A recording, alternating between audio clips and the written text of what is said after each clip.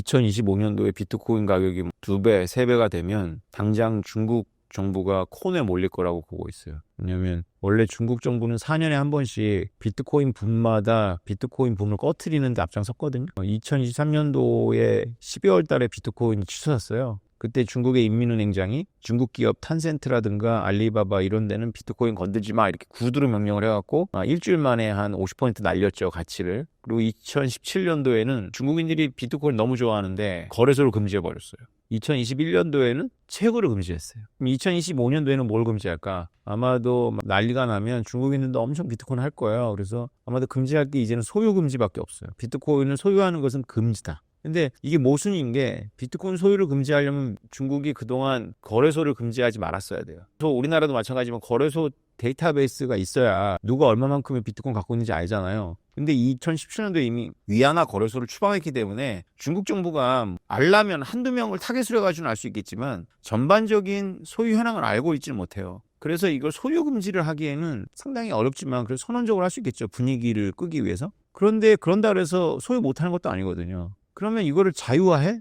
자유하면 더 큰 문제가 생길 거예요. 중국은 자본이 지금도 유출되는 나라거든요. 중국의 부자나 이런 사람들이 중국 정부를 믿지 못하니까 돈을 자꾸 해외로 빼돌려요. 그런데 비트코인은 그러기에 너무 좋은 용도거든요. 그래서 중국이 비트코인을 유턴해서 허용한다는 주장이 있어요. 미국이 이러니까 중국도 허용할 거다. 바이낸스의 짱뻥짜오가 이런 사람들이 주장을 하고 있는데 저는 그렇게 되기가 쉽지 않다고 보는 이유가 허용을 하면 중국이 자본 유출 감당이 안 될 거예요.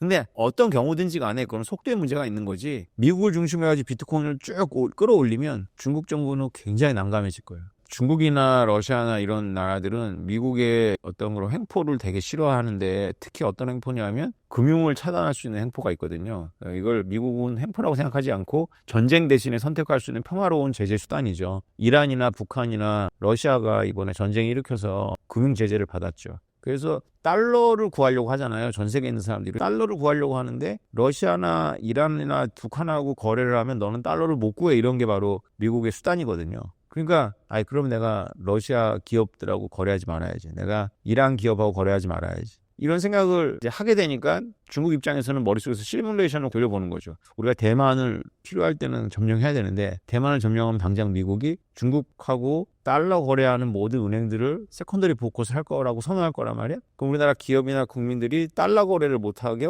되고 그럼 우리는 석유도 못 사오고 식량도 못 사오네? 그러면 어떻게 해야 되지? 그래서 만든 게 칩스라고 그래가지고 CIPS라고 그래가지고 위안화 결제 통신망을 만들었어요. 자기네들밖에 안 써요. 그래도 이런 걸 통해 갖고 사우디한테도 위안화 받아줘 이렇게 미리 해놓는 거거든요. 근데 결국은 위안화에 대한 근거 자산이 있어야 되잖아요. 그게 미국 국채면 모순이 생겨요. 미국에 대해서 독립적인 금융망을 만들려고 했는데 근거 자산을 미국 국채로 삼을 수 없잖아요. 그래서 근거 자산을 금으로 삼아야 되니까 실물 금을 모아야 되는 거예요.